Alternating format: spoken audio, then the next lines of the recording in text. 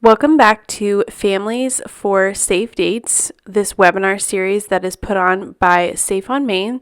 I am going to lead you through this next session together. My name is Holly Smith and I work for Safe on Main. And here at Safe on Main, we believe that stopping abuse for everyone is possible through prevention, education, legal advocacy, and shelter. So, let's get started with this next session. If you haven't seen the introductory session, I encourage you to go back and watch that on our YouTube channel. But other than that, let's get started. So let's go ahead and get started. For the learning objectives in this session, we will discuss tips for successful activities with your youth, successful communication skills for your teen. We're going to do an activity called Date Talk, and then we'll go over some next steps. So let's dive right in. I want you to have successful time with your teen in doing these activities that will be coming up. So let's discuss a little bit about how to have successful activities. First, plan. Make a time, a place, a space that feels very safe. That's the last one. But a space that feels safe for both of you to talk about things that might be kind of hard. We will be having fun with some of these activities. You'll probably laugh a little bit, but there will also be serious moments. So you want your teen to feel like they are in a place where anything can be asked, anything can go, and they feel safe with you in talking about this.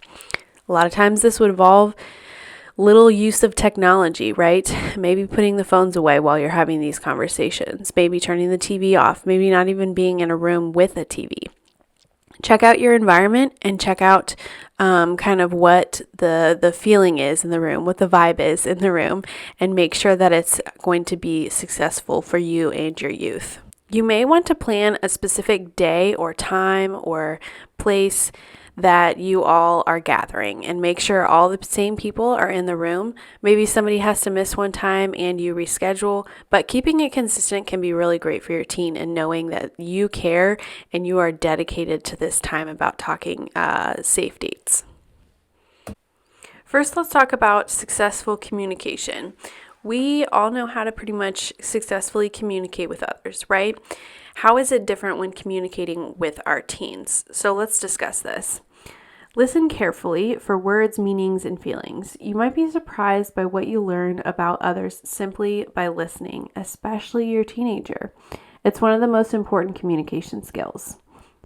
The next one, use encouraging words and ask questions to show that you are interested in what the other person, your teen, or maybe even your spouse or your partner or whoever it is, to better understand the other person's feeling and to keep the conversation going. You want to show respect at all times. Try not to talk over others, but you want to be respectful of other person's thoughts, feelings, even if you disagree. Try not to interrupt and let the other person finish speaking before you express your opinion. Again, pretty simple rules, but make sure you're using these ground rules when it comes to communicating with your teen. Make sure you're using them and make sure they are using them. There's successful communication, and then there are things called communication blockers, right? Things that just kind of make communication harder and harder, and then eventually people get frustrated. So let's talk about communication blockers really quick. Giving too much advice and lecturing, acting like you know all the answers, forcing your opinions on others, being critical, judgmental, or sarcastic, putting down the other person's opinions, preferences, choices, and feelings, using body language that suggests you're not interested in what the other person has to say. Watch out for all of these and make sure that you are not doing them. And even if you do accidentally fall into a habit of looking like you're not listening or using a sarcastic tone, that's okay. Recognize it and then adjust to it. Your teens are soaking up all that you are doing and saying in these conversations. So just make sure that you're open, respectful, and are ready to listen. Let's start with our first activity. This one should be pretty fun. I'm going to put some questions up on the screen, and each of them, it's a set of 3 for each of them, and they're going to be up for about 10 seconds, so very quick. What I want you to do is pause the video and talk about them together. So each of them will come up, you can talk about them, and then whenever you are ready to move on, you can fast forward just a little bit and the next 3 will come up. There are 3 sets of 3, so there will be 9 sets of communication questions, and they can be pretty fun. So hopefully you guys do have fun. Because we are digital right now, I will show you the questions on the screen. If you would like to, you can write these down and kind of put them on the table face down and pick them up randomly and see if that's a little bit more fun for you and your teen.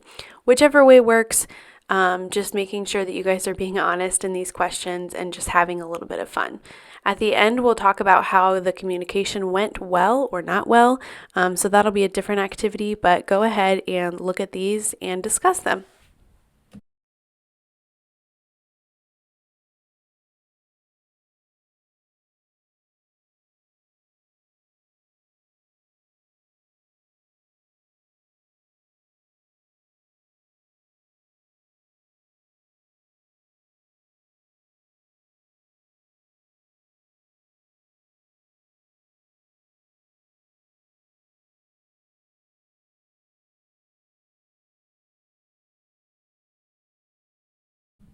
Hopefully you got a few laughs out of some of those questions. Some of them can be a little bit funny, just kind of thinking back in times when you were a teenager as the caregiver or as the parent.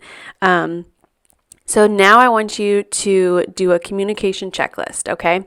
So this checklist basically just says teen, caregiver 1, caregiver 2. So I just want you to think about each of those people and how they did on communicating successfully. Or were there any communication blockers? I'm going to leave this checklist up on the screen so that you can look through and kind of talk about how your communication went. So do this together, be honest with each other, and kind of see how your communication is going. Next up will be session 3, so go ahead and look out for that. It should be up on our YouTube page, so just go ahead and click that if you are ready. If you are doing this session by session, day by day possibly, whenever you're ready for session 3, just go ahead and click that link, and it will take you to another session, another activity, and we'll keep getting deeper into this conversation about dating safely.